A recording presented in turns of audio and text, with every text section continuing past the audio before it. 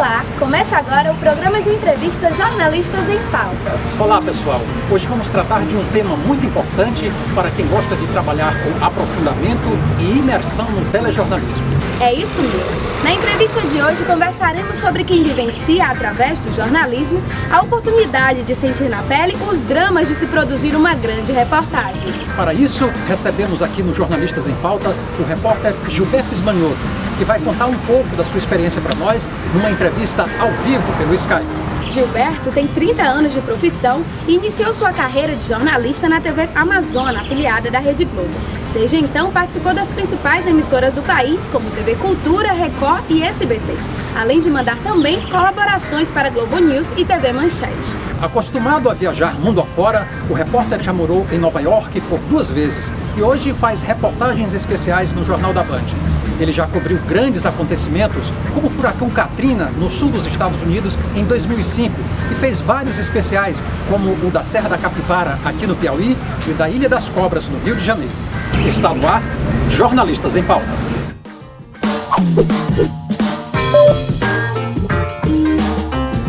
Então, Gilberto, boa tarde.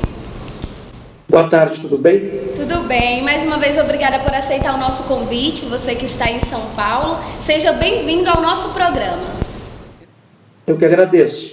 Então, Gilberto, vamos começar. Conta pra gente como é que foi a sua inserção no jornalismo. Foi por acaso ou essa já era uma paixão sua, um sonho seu?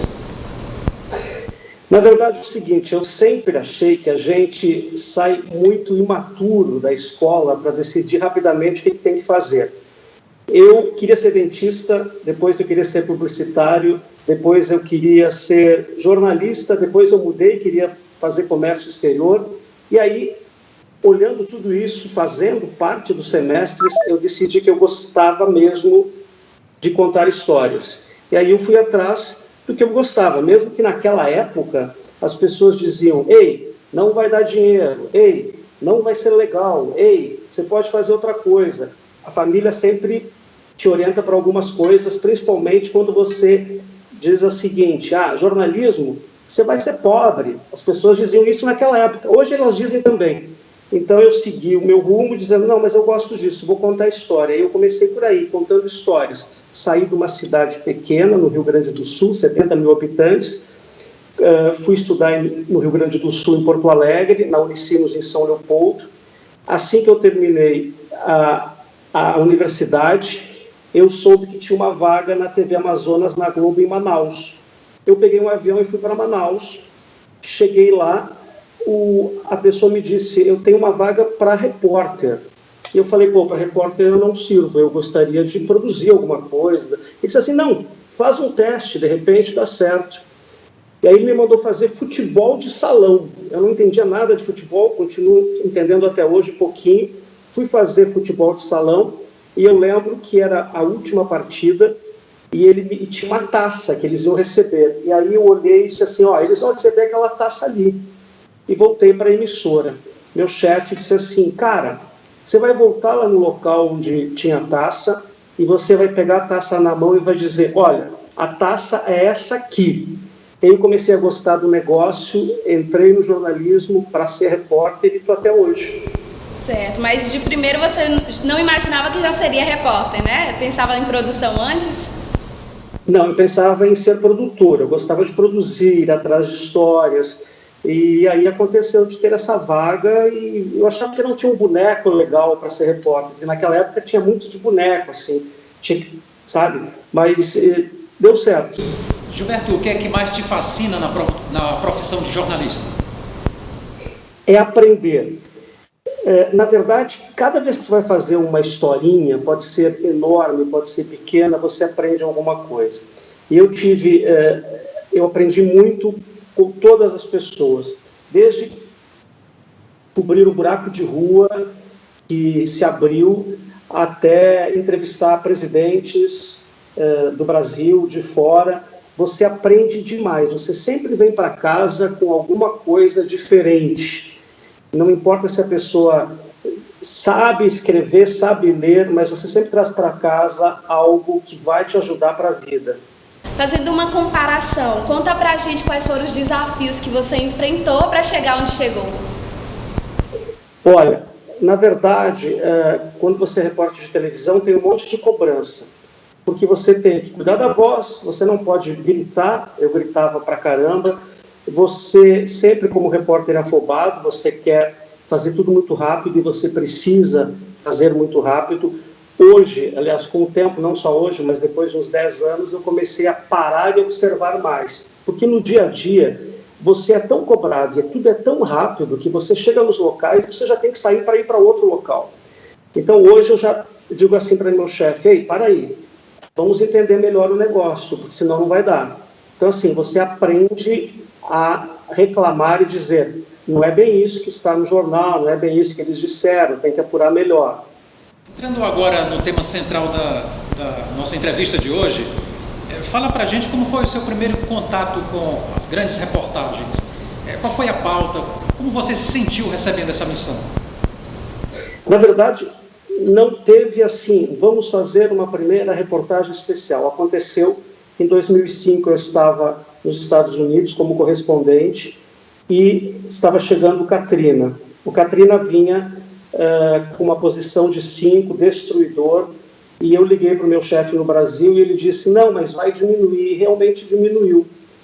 Quando ele chegou no local onde ele tinha que chegar, em Nova Orleans, ele chegou com 3 de destruição, mas uma comporta abriu. E aí começou a minha reportagem especial. Quando eu cheguei lá e vi tudo destruído, tudo debaixo d'água, para dizer a verdade, eu não sabia nem por onde começar o negócio, eles me ligaram e disseram, além de entrar todos os dias no Jornal da Record, você vai ter que fazer um especial enorme para o Domingo Espetacular, pode começar agora. E aí eu tive que me virar, e olha, eu já estava velhinho na profissão, mas a destruição era tanta que tu tinha que fechar um material de mais de 1 hora e você começa a jogar para todos os lados, a escrever, e aí foi sem nada de planejamento, vamos fazer uma reportagem especial sobre isso ou sobre aquilo. Aí surgiu minha primeira reportagem especial. Mas antes, na TV Cultura, a gente tinha reportagens especiais que era bem diferente. Um grupo decidiu o que você ia fazer e você ia para a rua, todo pautadinho, muito certinho, com os entrevistados todos corretos, e você trazia uma reportagem editada que durava uns 6, 7 minutos, e ia para o Jornal da Cultura 60 minutos e a gente discutia esse tema. Mas uma enorme, de 1 hora, aliás, mais de 1 hora, foi no Katrina. Até outro dia, na verdade, você saía muito bem planejado. Nós vamos fazer isso, vai ter 3 dias de produção. Hoje em dia, como tudo é muito caro, os custos são muito altos, você tem que sair e fazer o teu máximo num tempo muito pequeno. Então, assim, você, quando assiste na televisão aqueles 6 episódios, e que ficam bonitos, porque eles são bem trabalhados depois na ilha, você não imagina que a gente teve apenas 3, 4 dias para produzir uma série enorme, entendeu? Então, o desafio enorme da gente, dos repórteres hoje, é conseguir colocar tudo em 3, 4 dias, uma produção que vai para o ar em 6, 7 dias, produção de mais de 1 hora. Nós falamos agora sobre a vida do profissional Gilberto Smanioto e entramos um pouquinho no tema de grande reportagem. Vamos agora para um breve intervalo e já voltamos.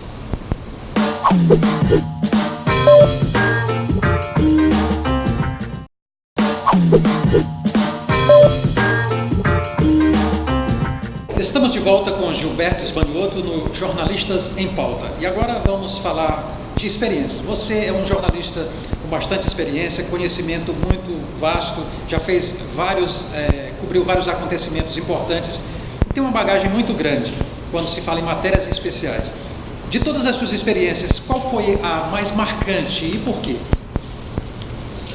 Na verdade, foram alguns assassinatos que aconteceram nas universidades dos Estados Unidos, porque eu fiquei lá de 2005 a 2008 e sempre acontecia de um aluno abrir fogo e matar várias pessoas. Então você saía correndo, ia e vivia esse momento dos pais, dos alunos, da escola. Esses momentos me marcaram muito. Agora, voltando, o Katrina sempre me marcou, porque eu lembro que eu ia dormir cheirando a morte, assim. Quando a gente chegava nas cidades por onde o Katrina passou, porque foram várias, não foi apenas em Nova Orleans, a gente via prédios destruídos e pessoas completamente mutiladas debaixo dos prédios. Isso eu trago comigo até hoje, porque geralmente eu penso nessa situação e quando eu vejo alguma cobertura enorme dos jornalistas agora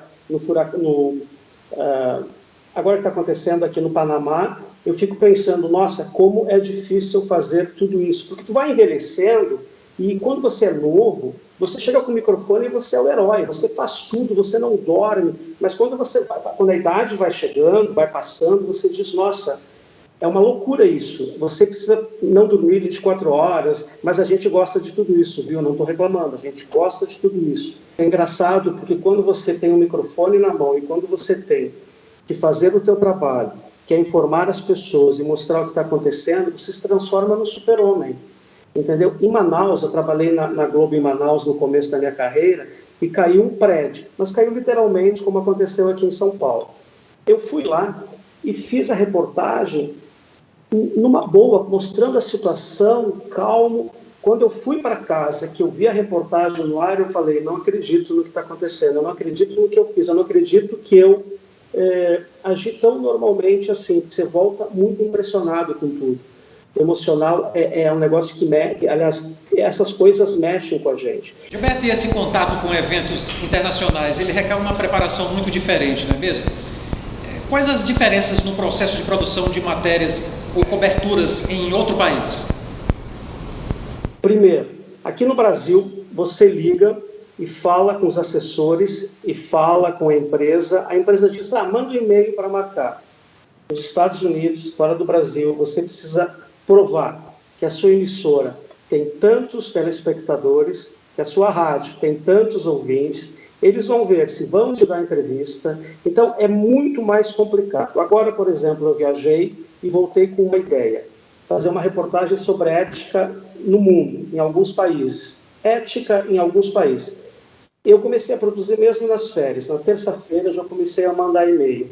Eu estou aguardando respostas, eles mandam de volta, mas eles têm que saber quem é você, eles vão para o Google lá, quem é a sua emissora, a tua emissora ela está para que lado? Lado do governo, ela já falou mal da sua empresa, então é muito mais complicado trabalhar lá fora do que aqui, em todos os sentidos, tem a língua, tem os assessores, demora muito para você conhecer as pessoas. Em uma de suas experiências, você veio aqui para o Piauí e fez uma grande reportagem sobre a Serra da Capivara. Antes da reportagem, você já tinha vindo na Serra da Capivara, conhecido? Não, eu fui para o Piauí, engraçado, quando eu voltei dos Estados Unidos, que eu passei pela Globo News lá um ano, quando eu voltei dos Estados Unidos, eu fui cobrir o Viriato Correia, que era um coronel aí no Piauí, que ele comandava um crime organizado. E engraçado porque eu trabalhava nos Estados Unidos e fui direto para o Piauí pelo Boris Casoy, na época o Jornal da Record, para fazer essa cobertura. E eu fiquei 3 semanas lá e tive que sair escoltado porque o Viriato mandou matar a nossa equipe. Bom, depois nunca mais voltei. Fiz muitos amigos aí e nunca mais voltei. E aí agora, há 1 ano e meio, eu acho, eu voltei para fazer a Serra da Capivara, que foi um negócio maravilhoso, quer dizer, impressionante. Então, conta pra gente como foi esse processo de produção do especial de um local que você nunca tinha ido, né? Como é que o jornalista tem que se posicionar diante disso?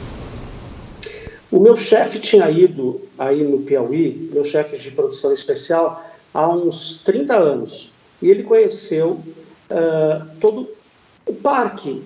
E ele viu que o parque não mudava muito, o parque está lindo, só que faltava dinheiro. Ele voltou e disse, Manhoto, você gosta muito de mato e não sei o quê, e eu não gostava muito de mato não. Eu faço matérias de mato, mas sempre com medo, agora é que eu estou gostando demais. Eu vou te mandar para o Piauí e a gente vai fazer uma reportagem de 3 dias mostrando a Serra da Capivara, o parque, e o parque não tem dinheiro, tem um monte de problemas. Aí a gente fez uma pesquisa rápida, o produtor não teve como ir comigo, por contenção de gastos, e a gente foi. Era para fazer 3 matérias, rendeu 6 matérias, e durante o nosso processo foram chegando algumas verbas para o parque, e isso foi mudando. É impressionante, porque quando a matéria estava pronta, aprovaram uma verba que aí eu tive que recontar a história. No final, mandei um cameraman de volta lá, porque também custava caro mandar todo mundo. Ele foi lá e mostrou que o parque estava recebendo já alguma ajuda. Espero que receba muitas ajudas. Mas o processo, ele é bem complicado. Primeiro, porque começa com o orçamento. Não é fácil viajar, né? Segundo, que você, no momento que eles dizem, você vai fazer uma reportagem especial sobre esse detalhe, você não consegue mais dormir, porque você vem para casa e começa a ler tudo. Você acorda de madrugada e muda o texto. Fazer séries de reportagens especiais não é um processo como fazer o dia a dia, que você termina, acabou, vai para o ar, amanhã, se tiver greve dos caminhoneiros, tu continua, mas se for outra matéria, é outra matéria. Não. Você vive a reportagem especial 24 horas do dia até ela ir para o ar. Faltando 20 minutos para ir para o ar, você está mexendo na reportagem especial. Vamos para mais um intervalo e no próximo bloco vamos falar sobre a rotina produtiva de um repórter de grandes reportagens. A gente volta já já.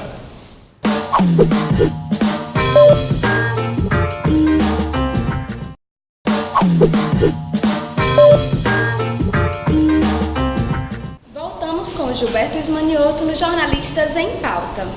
Então, Gilberto, falando das rotinas produtivas, como é a sua rotina enquanto repórter de grandes reportagens, de matérias especiais?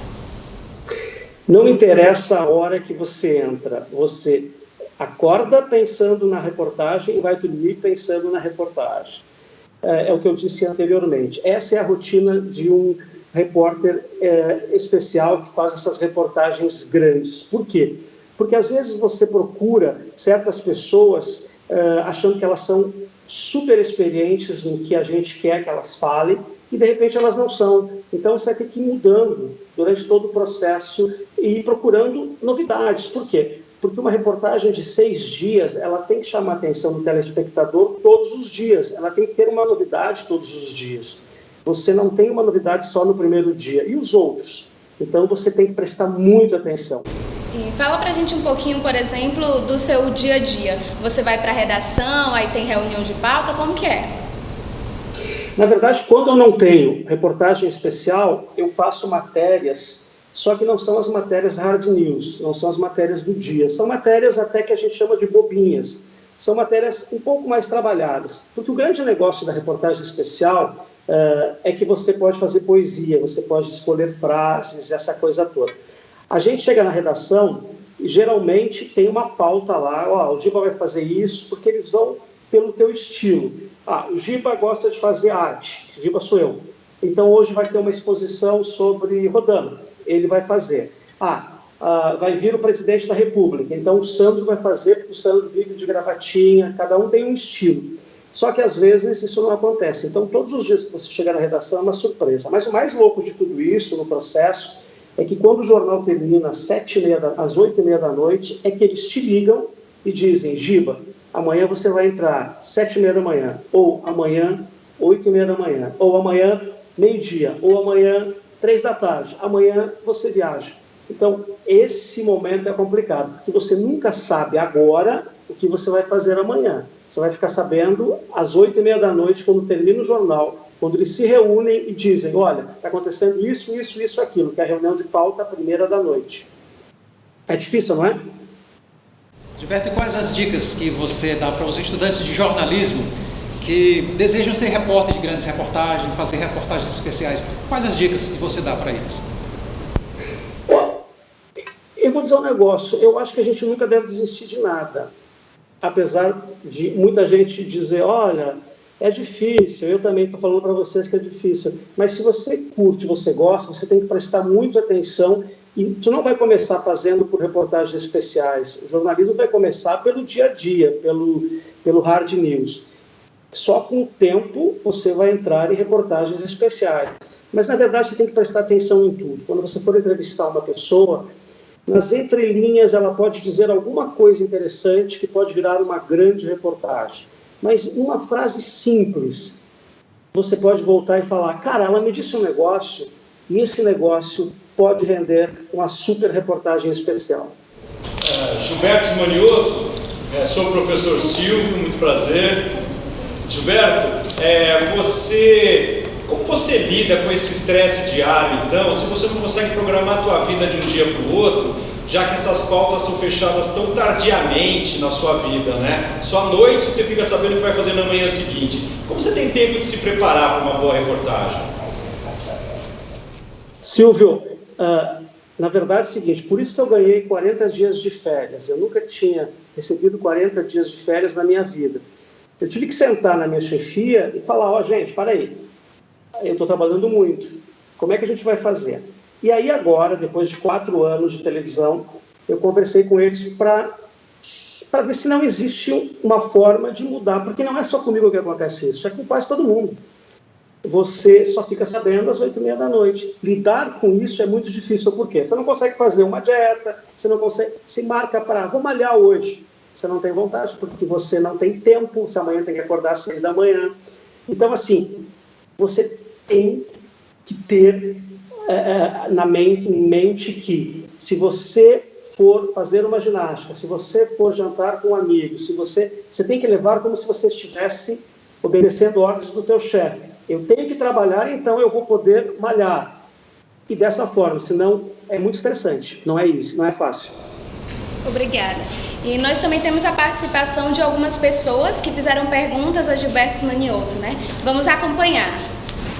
Oi Gilberto, eu sou Juliana, professora aqui da UFP, e a minha pergunta para você é o que você acha que os dispositivos móveis, principalmente os celulares, vêm contribuindo na produção de reportagens, principalmente para o telejornalismo, né? Olha, eu cheguei à seguinte conclusão, em tudo, porque cada vez que a gente sai para a rua, a gente anuncia, olha, hoje no Jornal da Band vai acontecer isso, isso e isso. E muita gente acaba assistindo porque vê aqui. E muito mais do que isso, às vezes não vê TV, por isso que a audiência é um negócio muito maluco hoje e acaba vendo no dispositivo. Então não tem como fugir disso aqui. Eu não sei o que vem pela frente. Agora, sem isso aqui, impossível. Na época que a gente ligava para a emissora com fichinha telefônica, era um problema. Hoje você liga e as pessoas estão ligadas aqui. Se você colocar qualquer coisa agora no Facebook chamando, as pessoas vão curtir, vão dizer que é uma droga, elas vão ter uma reação na hora. Não tem como fugir mais disso. Olá, Gilberto. Eu sou Vanessa Soromo, jornalista e mestranda em comunicação pelo PPG com UFP. E eu gostaria de saber que eu percebo que atualmente se fala e se ouve pouco a expressão faro jornalístico.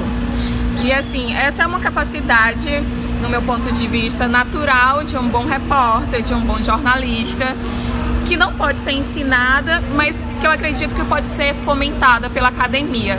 Você acredita que essa capacidade está sumindo por conta dos buscadores como o Google, por exemplo? Pois é, por que não existe tanto faro jornalístico? Porque a gente recebe todas as reportagens rápidas aqui e sempre copia. Aconteceu alguma coisa agora, manda uma equipe para lá, a equipe vai lá e faz correndo. Por isso que eu disse anteriormente que é importante você prestar atenção no que os teus entrevistados dizem, porque numa determinada frase, numa determinada palavra, ela pode estar te contando muito. E aí que você pode criar alguma coisa legal. Você tem que ficar muito atento no que o político diz, muito atento no que o teu entrevistado diz. Porque senão não funciona. Senão você vai sempre apenas ser aquela pessoa que vai reproduzir a reportagem. Já aconteceu isso comigo no passado, você vai sempre reproduzir. Hoje você tem que prestar muita atenção no que está acontecendo. Olá, sou Isabela Lopes, repórter do Jornal Dia e atualmente faço matérias de especiais. Eu gostaria que você falasse um pouquinho como que a gente consegue conduzir uma entrevista com temas um pouco mais difíceis, mais polêmicos, né? Como fazer, por exemplo, um entrevistado falar de algo que dói, que machuca, por exemplo, uma vítima de estupro. Como fazer com que ela conte essa história, mas sem que ela se sinta invadida, acuada, né? Como lidar com isso? Você não vai acreditar. Eu fiz uma produção, eu e uma equipe, mas eu fiz a reportagem, que era um assunto, isso aconteceu há uns 4 anos, que é um assunto que a gente fala normalmente hoje, mas que o tema era depressão. A gente não encontrava pessoas para falar sobre depressão. As pessoas não queriam contar que elas estavam com depressão. Elas tinham medo de perder o emprego, medo dos amigos, elas tinham... Então, você tem que ligar para explicar que elas vão estar ajudando outras pessoas, elas vão estar mostrando que esse problema é sério, que as outras pessoas têm como pedir ajuda. Então, são pequenos detalhes. Imagina você falar sobre depressão, e hoje todo mundo está falando, mas ainda muita gente, hoje acabou de morrer aí um apresentador da CNN, mas ainda eu acho que são temas tabus e você tem que ter muito tato na hora de ligar, na hora de convencer a pessoa, porque a pessoa ela acaba tendo medo, porque tem um monte de programas policiais que exploram isso, então tem que ter tato.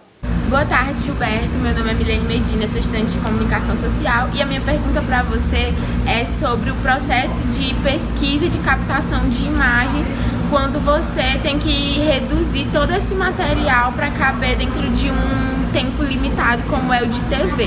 Gostaria de saber como é que você faz para tirar o que é essencial de todo o material que você tem para que a reportagem também não fique superficial. Cara, eu brigo com o editor todas as vezes. Por quê? Pelo SBT Repórter, eu fui para a Polônia, eu achei que eu fiz um material sensacional, dava 2 horas de programa, a gente teve que cortar para ficar 50 minutos.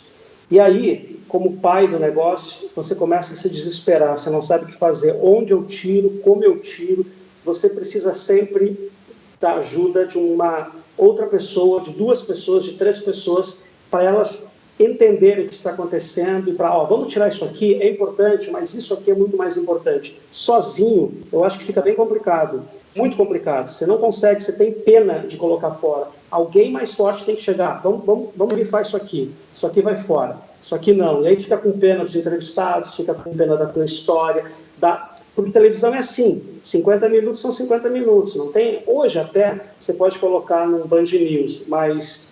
no SBT, por exemplo, não podia fazer nada, você tinha que cortar e jogar no lixo. Então eu acho que é importante você dividir isso com a tua equipe. Ei, pessoal, me ajude aí, o que é mais importante? O que vocês acham como telespectador? O que é que vai ajudar mais a pessoa que está em casa e que está assistindo esse assunto, quer saber mais sobre esse assunto? Eu acho que funciona assim. Então é isso. Nós chegamos ao final do nosso programa Jornalistas em Pauta. Agradecemos a sua disponibilidade, Gilberto. Muito obrigado. Exatamente, obrigada por partilhar conosco um pouco da sua experiência e obrigada também a todos os nossos telespectadores, estudantes e professores. Tenham uma boa tarde. Boa tarde e até o próximo programa. Tchau, eu que agradeço. Muito obrigada, Gilberto.